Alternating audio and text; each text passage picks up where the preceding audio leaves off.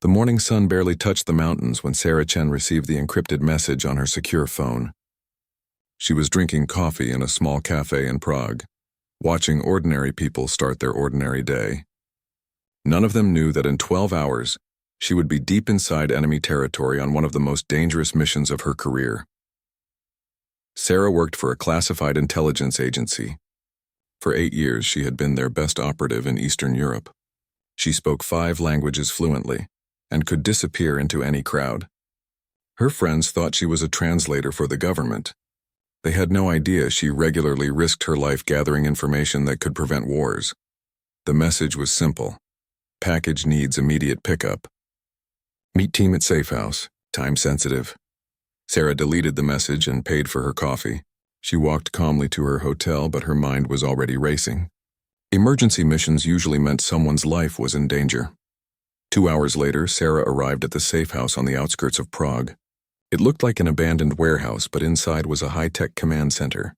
3 other operatives were already there, studying maps and satellite photos spread across a large table. Marcus Rodriguez was the team leader. He was a former Navy SEAL with 20 years of experience.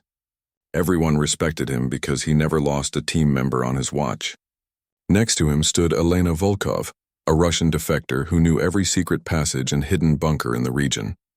The third person was James Park, a communications expert who could hack into any system within minutes. "Sarah, glad you made it," Marcus said without looking up from the maps. "We have a situation in Montenegro. 3 days ago, Dr. Viktor Petrov disappeared from his home in Podgorica." Sarah knew that name. Dr. Petrov was a nuclear physicist who had been secretly helping Western intelligence agencies. He provided information about illegal weapons programs in several countries.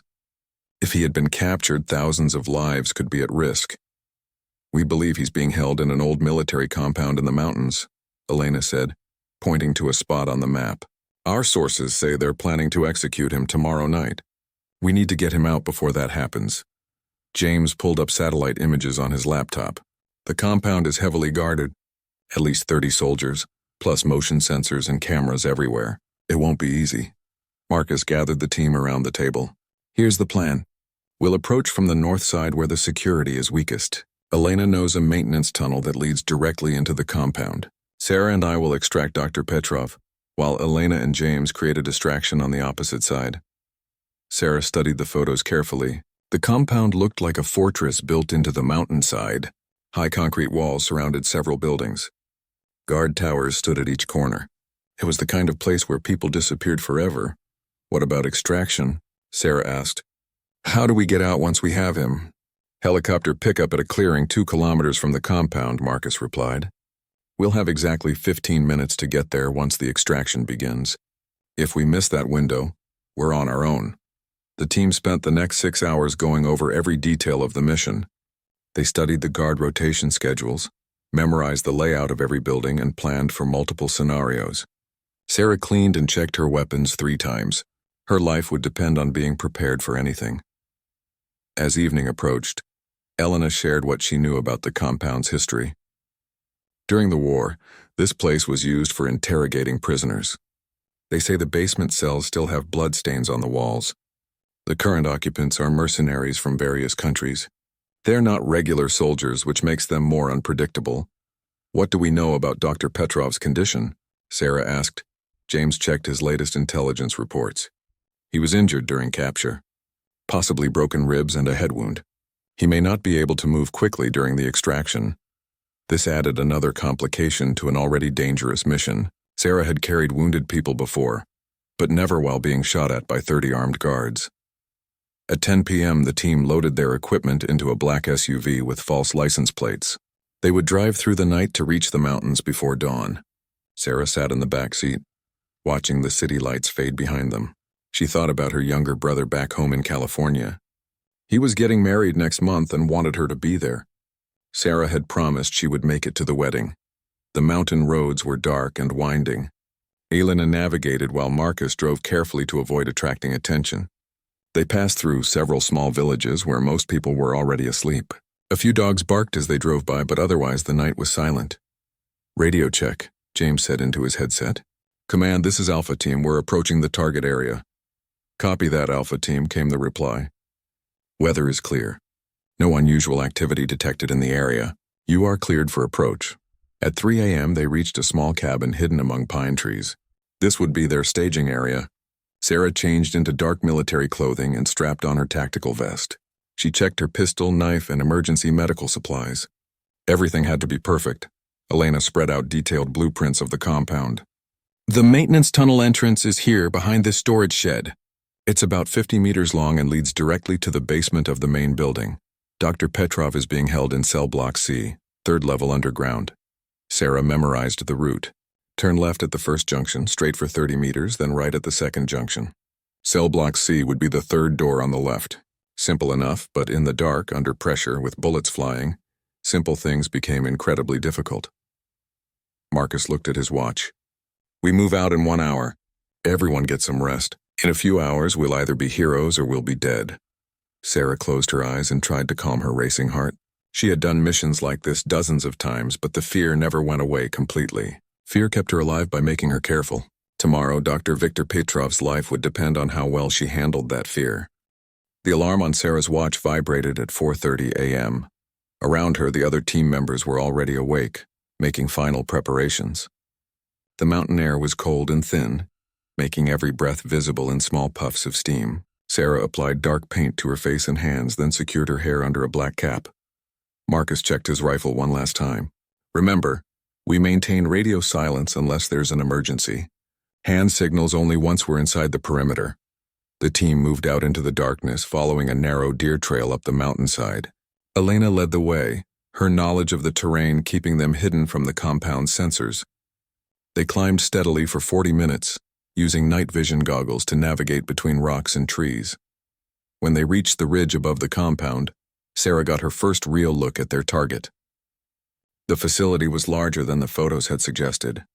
Bright floodlights illuminated the concrete walls, and she could see guards patrolling the perimeter. In the distance, a radio tower blinked red against the dark sky. Elena pointed to a cluster of buildings on the far side of the compound. The maintenance shed is there behind those fuel tanks. We'll have to cross 200 meters of open ground to reach it. Through her binoculars, Sarah watched the guard patterns. Every 12 minutes, 2 guards walked past the shed. They carried assault rifles and seemed alert, but they followed the same route each time. Predictable routines were always a weakness that could be exploited. James set up his electronic equipment behind a large boulder. His screen showed the compound's communication frequencies and security camera feeds. I'm reading at least 40 heat signatures inside the buildings. Most of them are sleeping, but there are 6 guards active on patrol. Can you disable the cameras around the maintenance shed? Marcus asked. Give me 5 minutes, James replied, his fingers flying over the keyboard. I'll create a loop in the video feed. They'll see normal footage while we move through the area. Sarah checked her watch again. 5:45 a.m. In 3 hours, the sun would rise and their cover of darkness would be gone. They needed to be inside the compound and moving toward Dr. Petrov's location before dawn. Elena led them down the steep slope toward the compound's north wall. They moved carefully, testing each step to avoid loose rocks that might make noise. The closer they got, the more detailed the compound became. Sarah could see rust stains on the concrete walls and weeds growing through cracks in the pavement. At the base of the wall, Elena found the drainage pipe she had memorized from the blueprints. It was partially hidden by overgrown bushes and looked like it hadn't been used in years. Perfect for their needs. This leads to the maintenance tunnel, Elena whispered. It's a tight fit, but it will get us inside without being detected. Marcus spoke into his throat microphone. James, status on the cameras? All clear. You have a 10-minute window before the system resets. One by one, the team crawled through the drainage pipe. Sarah went second, following Elena through the narrow concrete tube. Her equipment scraped against the walls, and she had to control her breathing to avoid making noise. The pipe seemed to go on forever, but finally she saw Elena's boots disappear into a larger space ahead. The maintenance tunnel was exactly as Elena had described. Old pipes ran along the ceiling and the air smelled of rust and dampness. Emergency lighting provided just enough visibility to see where they were going. Sarah could hear the compound's generators humming somewhere above them. They moved through the tunnel system, following Elena's lead. She knew every turn and junction from memory. Left at the first intersection, straight for 30 meters, then right toward the main building. Sarah counted her steps, knowing she might need to find her way back in complete darkness. Stop, Elena held up her hand suddenly. Through the walls, they could hear footsteps and voices.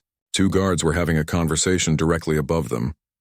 "The prisoner hasn't eaten anything in 2 days," one voice said in a language Sarah recognized as Serbian. "Maybe we should force-feed him." "Boss says to keep him alive until tomorrow night," the other guard replied. "After that, it doesn't matter." The voices moved away and Elena signaled for the team to continue. They climbed a maintenance ladder to reach the basement level of the main building. Elena carefully opened a metal access panel and peered into the corridor beyond. 2 guards at the end of the hallway, she whispered. "They're facing away from us." Marcus made a decision quickly. "Sarah and I will neutralize them silently. Elena, you and James find the power controls for this section. We need the lights out when we move Dr. Petrov." Sarah drew her knife and checked that her pistol was easily accessible. Taking down guards silently required perfect timing and coordination. One mistake would alert the entire compound to their presence. She and Marcus crept down the dimly lit corridor, staying close to the walls. The concrete floor was smooth and silent under their boots. As they got closer, Sarah could smell cigarette smoke and hear the guards talking quietly. The first guard never saw them coming. Marcus covered his mouth while Sarah struck precisely at the base of his neck. The man went unconscious immediately. The second guard started to turn, but Sarah was already moving. Her knife found its mark, and he collapsed without making a sound. "Clear," Marcus whispered into his radio. Elena appeared with a small electronic device. "Power controls are in that room. James is setting up a temporary blackout that will last exactly 60 seconds. That should be enough time to reach Dr. Petrov's cell." They dragged the unconscious guards into an empty storage room and zip-tied their hands and feet. James would monitor their vital signs to make sure they stayed alive but unconscious.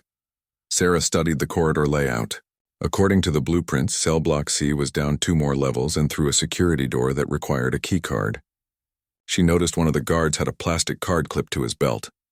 "This might be our ticket," she said, showing the key card to Marcus. "Let's hope so." "James, what's the status on compound communications?" "All quiet. No unusual radio traffic. The guards on the surface haven't noticed anything yet." Elena found the stairwell that led to the lower levels. The steps were metal grating that would normally make noise, but they had practiced moving silently for years. Each team member placed their feet carefully, distributing their weight to minimize sound. The deeper they went into the compound, the more oppressive the atmosphere became. The walls were older here, with water stains and patches of mold. Sarah could understand why this place had such a dark reputation. It felt like a place where people suffered and died. On the 3rd basement level, they found cell block C. The security door was heavy steel, with a small window at eye level. Sarah used the stolen key card, and the electronic lock clicked open with a soft beep. Beyond the door was a long corridor lined with individual cells. Most appeared empty, but from one of them came the sound of labored breathing. Sarah felt her heart rate increase. They had found Dr. Petrov, but now came the most dangerous part of the mission, getting him out alive while 30 armed guards searched for them. Dr. Viktor Petrov was worse than they had expected. Sarah found him curled on a concrete floor in cell number 7, his face swollen and bruised. Blood had dried on his shirt from what looked like broken ribs. When she touched his shoulder gently, he flinched and tried to move away. "Dr. Petrov, we're here to help you," Sarah whispered in Russian. "We're going to get you out of here." The scientist's eyes were filled with confusion and fear. He had been tortured for 3 days and probably thought this was another trick by his captors. Sarah showed him a photo of his daughter that intelligence had provided as proof of their identity. "Anna sent us," she lied softly. "She's waiting for you in a safe place." Recognition flickered in the old man's eyes. He tried to speak but could only make a hoarse whisper. They know about the Prague meeting. Someone betrayed us." Sarah's blood ran cold. The Prague meeting was where Dr. Petrov had passed nuclear secrets to Western intelligence just 1 week ago. If enemy agents knew about it, they might also know about this rescue mission. Marcus appeared at the cell door, his face tense. "We need to move now." James is picking up increased radio chatter upstairs. "Something has them agitated." Sarah helped Dr. Petrov to his feet, but he could barely stand. His left leg appeared to be injured, and every movement caused him obvious pain. There was no way he could climb through maintenance tunnels or run across open ground. "Change of plans," Marcus said into his throat microphone. "Package is badly injured. We need the emergency extraction route." Elena's voice came back through their earpieces. Emergency route means going up through the main building and out the front gate. That's where most of the guards are stationed. We don't have a choice, Sarah replied, supporting Dr. Petrov as they moved toward the stairwell. He can't make it through the tunnels. As they climbed back toward the upper levels, James's voice crackled through their radios with urgent news. Movement outside the compound. Vehicles approaching from the south. Looks like reinforcements. Through a small basement window, Sarah could see headlights winding up the mountain road. 3, maybe 4 vehicles full of additional soldiers. Their rescue mission was about to become a battle for survival. How long until they arrive? Marcus asked. 10 minutes, maybe less. They reached the ground floor of the main building, but immediately Sarah knew something was wrong. The corridor lights were brighter than before, and she could hear boots moving rapidly overhead. An alarm began blaring somewhere in the distance. Marcus held up his hand, signaling everyone to stop. Through the walls, they could hear shouted orders in multiple languages: Russian, Serbian, and what sounded like Arabic. This wasn't just a military compound, it was an international operation. They know we're here, Elena said, checking her rifle. Someone must have found the guards we left in the storage room. Dr. Petrov was struggling to stay conscious. The climb up the stairs had exhausted him, and blood was seeping through his shirt where his ribs were broken. Sarah gave him a small injection of stimulant from her medical kit, but it would only help for a short time. New plan, Marcus decided. We fight our way to the front gate. James, can you disable their communications? Already working on it. I'm jamming their primary frequencies, but they have backup systems. Sarah helped Dr. Petrov toward what she hoped was an exit, but as they rounded a corner, they came face to face with 2 enemy soldiers.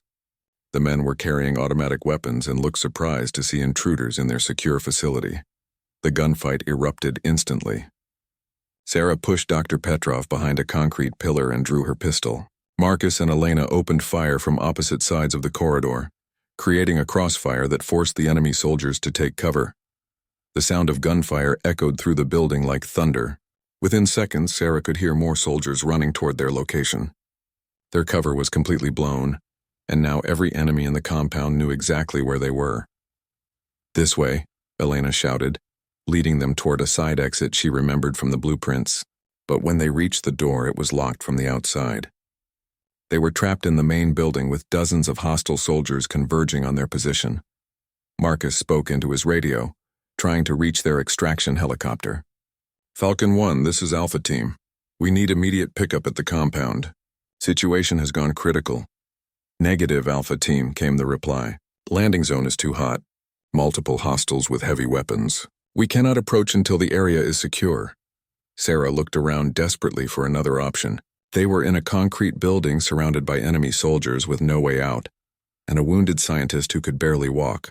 Through the windows, she could see more guards taking positions around the exits. Then James made an announcement that changed everything.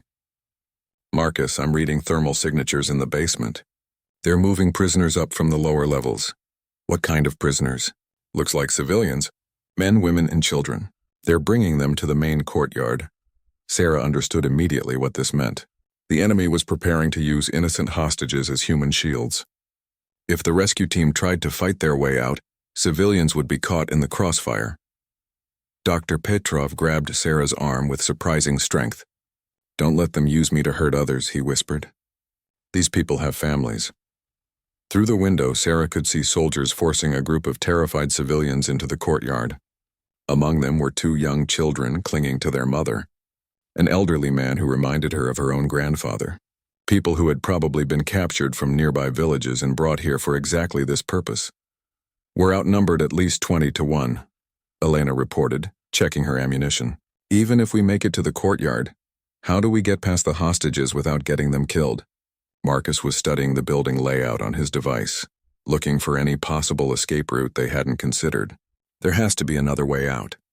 Buildings like this always have emergency exits, but Sarah could hear soldiers getting closer. Heavy boots in the corridors above and below them, voices shouting orders in languages she couldn't understand. The enemy was systematically searching every room, and it would only be minutes before they found the rescue team's hiding spot. James, status on those reinforcements from outside? They're here. 30 additional soldiers with armored vehicles. The compound now has approximately 60 hostile combatants. Dr. Petrov was losing consciousness again despite the stimulant injection. His breathing was becoming labored, and Sarah suspected he might have internal bleeding from his injuries. They needed to get him medical attention soon, or he would die regardless of whether they escaped. Elena found a maintenance room where they could take temporary shelter. But it was really just delaying the inevitable. "We're running out of options," she said grimly. "Maybe we should consider surrendering and hoping for prisoner exchange." "No," Marcus replied firmly. "These people don't take prisoners. They'll execute all of us along with Dr. Petrov." Sarah looked out through a crack in the door and saw something that made her blood freeze. Soldiers were setting up what looked like an execution area in the main courtyard. They were forcing the civilian hostages to kneel in a line while other guards aimed weapons at them. Her radio crackled with James's voice, now filled with urgency. "They're preparing for mass execution. If we don't do something in the next few minutes, those civilians are going to die." The mission had gone from rescue to survival to something much worse. Now Sarah and her team were witnessing preparations for a massacre, and they were the only people who could stop it. The courtyard had been transformed into a killing field. Sarah watched in horror as soldiers forced 15 civilians to kneel in a straight line facing the concrete wall. The youngest hostage was a girl who couldn't be more than 8 years old, clutching a torn stuffed animal. Her mother knelt beside her, whispering what might have been prayers or final words of love. Commander Dmitry Kozlov emerged from the main building, his uniform decorated with medals from conflicts across 3 continents. Sarah recognized him from intelligence files. A war criminal who had escaped justice for decades. He walked slowly along the line of hostages, enjoying their terror. "Today you die because of the actions of foreign spies," Kozlov announced in English, knowing the rescue team was listening from somewhere in the building. "Your blood is on their hands, not mine." From their hiding place in the maintenance room, Marcus tried desperately to reach the extraction helicopter. "Falcon 1, we have civilian hostages about to be executed. We need immediate support." "Alpha Team, we're still 15 minutes out. The mountain roads are blocked by enemy vehicles. Hold your position." 15 minutes was 13 minutes too long. Sarah could see soldiers checking their weapons and taking aim at the helpless civilians.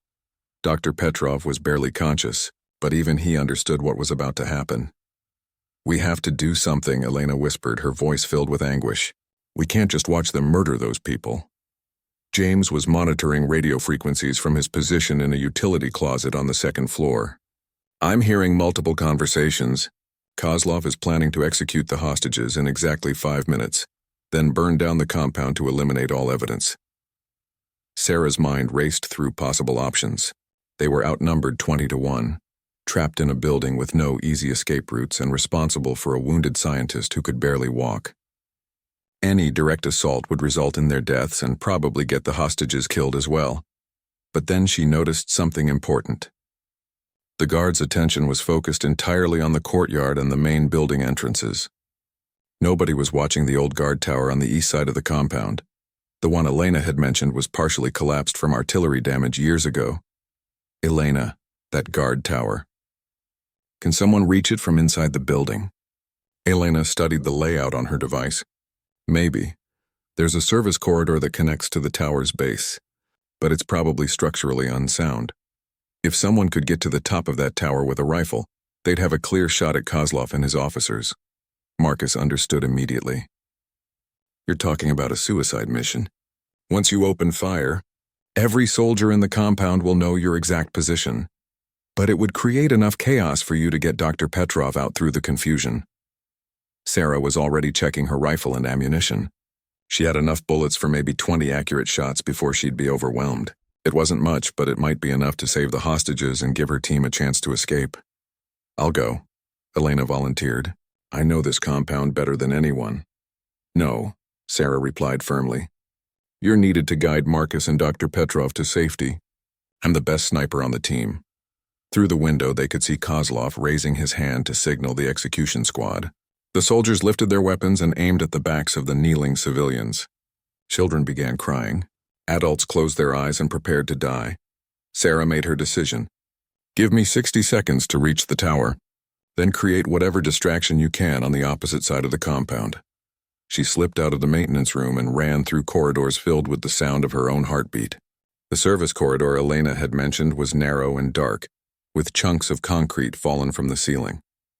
Sarah had to climb over debris and squeeze through gaps barely wide enough for her body. The guard tower's stairs were metal grating that creaked with every step. Sarah climbed as quietly as possible, knowing that the slightest sound would alert the guards below. Halfway up, she could hear Kozlov's voice echoing across the courtyard. "Foreign agents," he called out. "You have 30 seconds to surrender or these people die." Sarah reached the top of the tower just as Marcus created his distraction. Explosions erupted from the vehicle garage on the far side of the compound, sending flames and smoke into the dawn sky. James had remotely detonated the fuel tanks, creating exactly the chaos they needed. Through her rifle scope, Sarah could see everything with crystal clarity. Kozlov was turning toward the explosions, temporarily distracted from the execution. His officers were speaking rapidly into radios, trying to understand what was happening. The execution squad was looking confused, unsure whether to proceed with the killings or respond to the new threat. Sarah took careful aim at Kozlov's chest and squeezed the trigger. The shot echoed across the compound like thunder, and the commander fell backward into the dirt.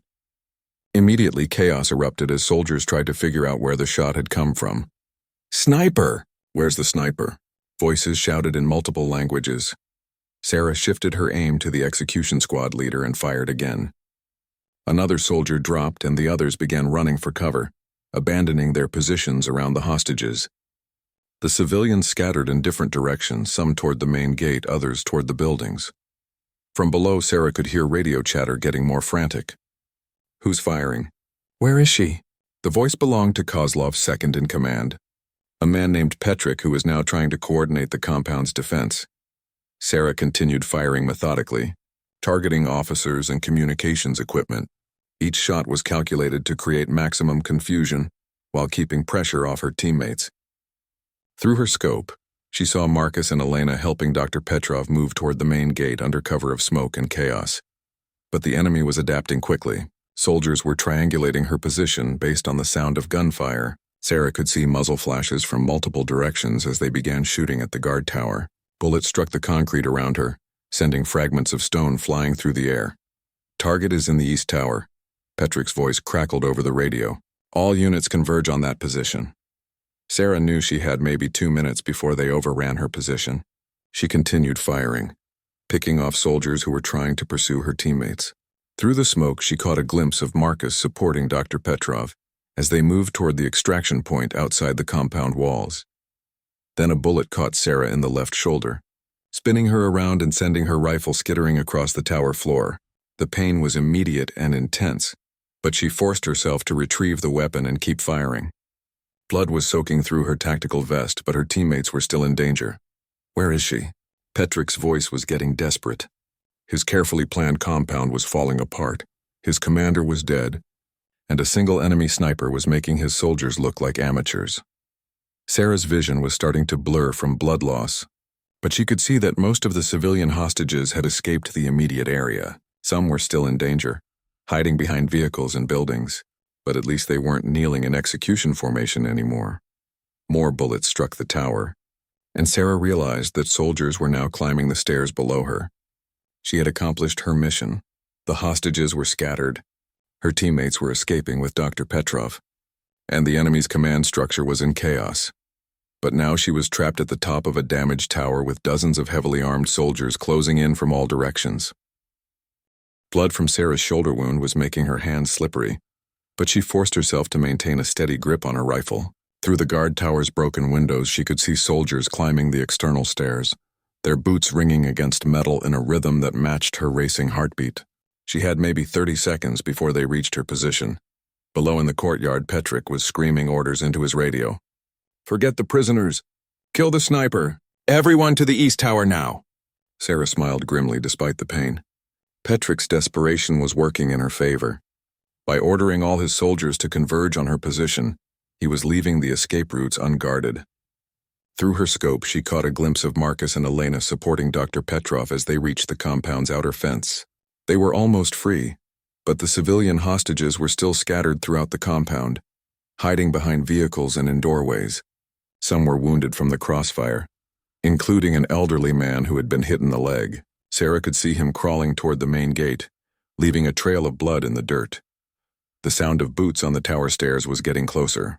Sarah estimated at least 6 soldiers were climbing toward her, while others were setting up firing positions in the courtyard below. She was completely surrounded with nowhere to run. Sarah made a decision that would either save everyone or get them all killed. She pulled the pins from her 2 remaining grenades and rolled them down the stairwell toward the approaching soldiers. The explosions were deafening in the confined space and screams echoed up from below. "The stairs are blocked," someone shouted in Serbian. "She's trapped herself in the tower." Perfect. That was exactly what Sarah wanted them to think. While the soldiers regrouped and planned their next assault, she used her radio to contact James one final time. "James, are you still monitoring their communications?" "Sarah, we thought you were dead." "Where are you?" "Never mind that. I need you to broadcast a message on all enemy frequencies. Tell them that NATO special forces are approaching from the north with helicopter gunships. Make it sound official." "Sarah, that's not true. Our extraction helicopter is still 10 minutes away." "I know. Just do it," James understood.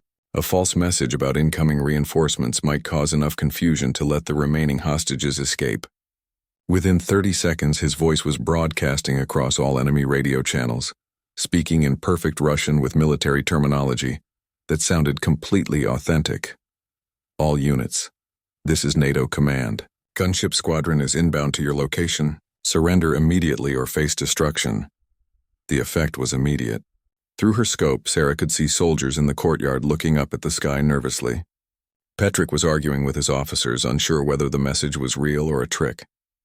But with their commander dead and their communications compromised, doubt was spreading through their ranks like a virus.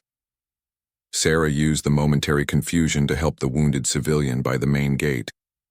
She fired 3 precise shots at the soldiers who were blocking his escape route, forcing them to take cover behind a vehicle. The elderly man crawled faster toward safety, helped by other hostages who had seen what was happening. "Where is that backup?" Petrick's voice crackled over the radio. "Can anyone confirm NATO aircraft in the area?" "Negative, sir. Our radar shows nothing."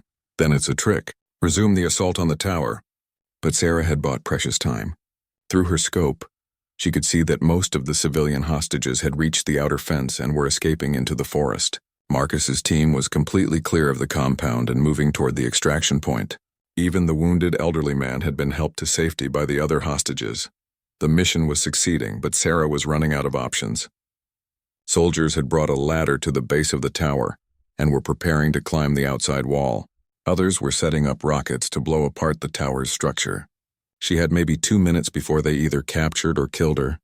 Sarah's shoulder wound was getting worse. The bullet had probably hit an artery, and she was losing blood faster than her body could compensate. Her vision was starting to tunnel, and her hands were shaking from shock. But she wasn't finished yet. She found Petrick in her scope and fired her last accurate shot. The bullet struck him in the chest, and he collapsed beside the burning fuel tanks. With both the commander and his second-in-command dead, the enemy soldiers were losing coordination rapidly. "Command is down," voices shouted across multiple radio channels. "What are our orders?" Without clear leadership, the soldiers began making their own decisions. Some continued advancing on the tower, others started retreating toward the main gate, and a few began abandoning their positions entirely. The disciplined military unit was falling apart. Sarah heard the ladder scraping against the tower's exterior wall. Soon soldiers would be climbing through the windows and her defensive position would become a death trap. She needed one final distraction to ensure everyone's escape. Using her knife, Sarah cut open her emergency flare and poured the magnesium powder onto the floor around her position. Then she pulled the pin from a white phosphorus grenade, the most dangerous explosive in her arsenal. The grenade would create an intense fire that would burn everything in the tower, including herself if she couldn't escape in time. As the first soldier's head appeared at the window, Sarah activated the grenade and dove toward the tower's damaged stairwell. The white phosphorus explosion was like looking into the sun. Intense white light filled the tower, and flames began consuming everything flammable. The soldiers climbing the ladder fell backward, blinded by the brilliant flare. Others in the courtyard covered their eyes and ran for shelter. The tower itself was now burning like a giant torch, visible for miles across the mountains. Sarah tumbled down the damaged stairwell, her wounded shoulder screaming with pain. Chunks of concrete fell around her as the fire weakened the tower's structure. She reached the base of the tower just as the upper levels began collapsing in a shower of burning debris. Outside, Enemy soldiers were scattered and confused. Some were fighting the spreading fires. Others were treating their wounded comrades, and many were simply running away from the chaos. The compound that had been a fortress of discipline and control was now a scene of panic and destruction. Sarah stumbled toward the main gate, her vision blurring from blood loss and smoke inhalation. Behind her, the guard tower collapsed completely, sending a pillar of fire and smoke into the dawn sky. The explosion could probably be seen from 50 miles away. Through the smoke and confusion, Sarah saw a familiar figure running toward her. Elena had returned to help her escape, despite orders to evacuate with the rest of the team. "You crazy woman," Elena said, supporting Sarah's weight as they moved toward the fence. "That was the most insane thing I've ever seen anyone do." Sarah managed a weak smile. "Did everyone make it out?" "All the hostages are safe. Dr. Petrov is stable. Marcus is waiting at the extraction point with emergency medical supplies." As they reached the outer fence, Sarah could hear the sound of approaching helicopters. Their extraction team was finally arriving, along with what sounded like additional aircraft. The mission was over, and somehow, impossibly, everyone had survived. 6 weeks after the mountain compound rescue, Sarah was sitting in a hospital bed in Germany, watching news reports about the operation. The media called it the Montenegro Miracle, a dramatic rescue that had saved 15 civilian hostages and a crucial intelligence asset from execution by international war criminals. Of course, the news reports got most of the details wrong.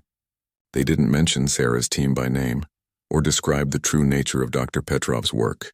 The official story was that NATO peacekeepers had responded to reports of civilian kidnappings. But Sarah didn't mind the inaccuracy. The important thing was that everyone had survived. Her shoulder was healing well, though doctors said she would always have limited mobility in her left arm. The bullet had shattered her collarbone and damaged several nerves. She would never be the same sniper she had been, but at least she was alive.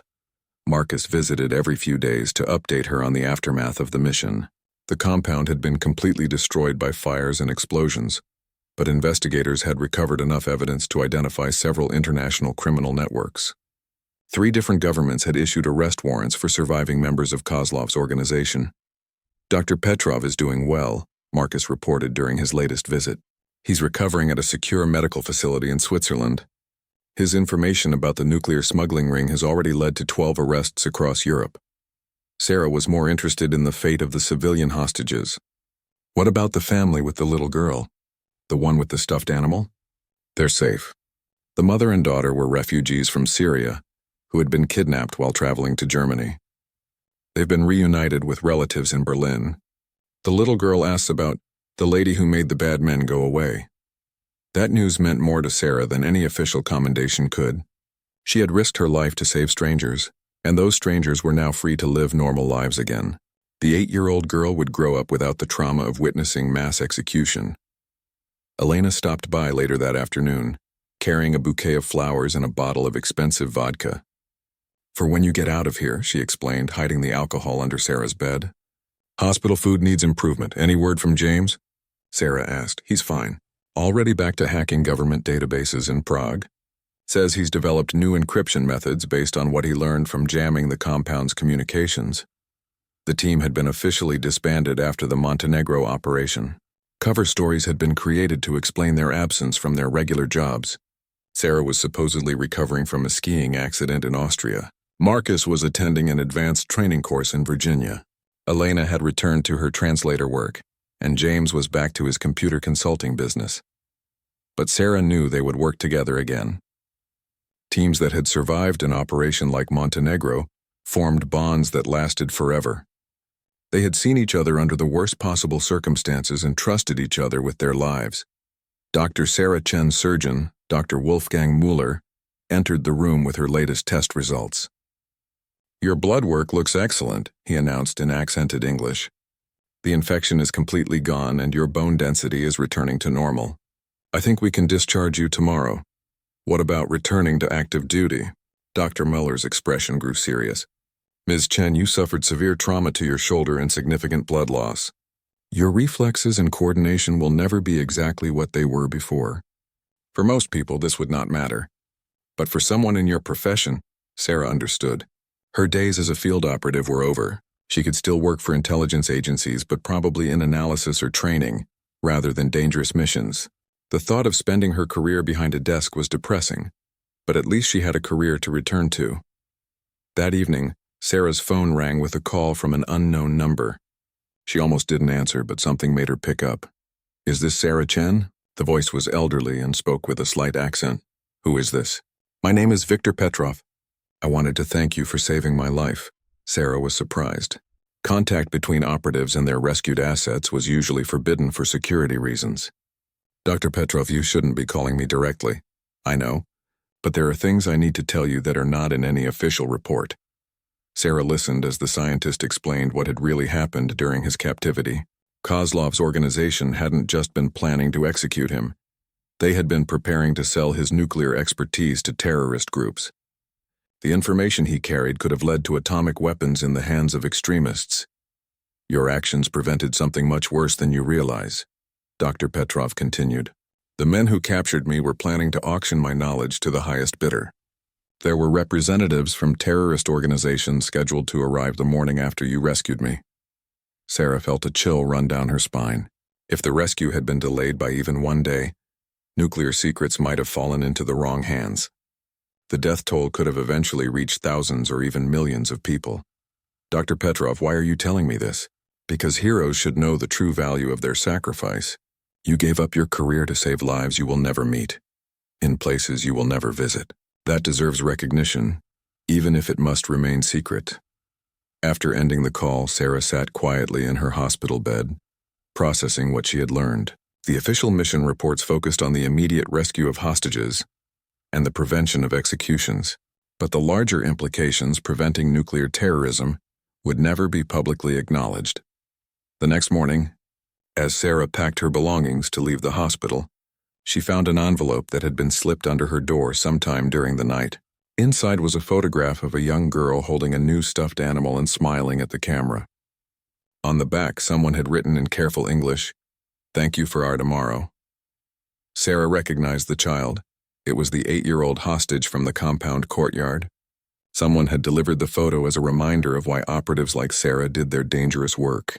Not for medals or recognition, but for the simple right of children to grow up in safety. As she walked out of the hospital into the German sunshine, Sarah's phone buzzed with a text message from Marcus. "New desk job available. Training recruits in hostage rescue techniques. Interested?" Sarah smiled and typed back, "When do I start?" Her field career might be over, but she could still serve by teaching the next generation of operatives. Every student she trained would carry forward the lessons learned in that mountain compound, that sometimes one person's courage could change everything. The Montenegro operation would remain classified for decades, but its impact would ripple through the intelligence community forever. Sarah Chen had proven that heroes weren't born from perfect circumstances, but from the decision to act when action seemed impossible. And somewhere in Berlin, a young girl with a new stuffed animal was growing up free, never knowing the name of the woman who had saved her life.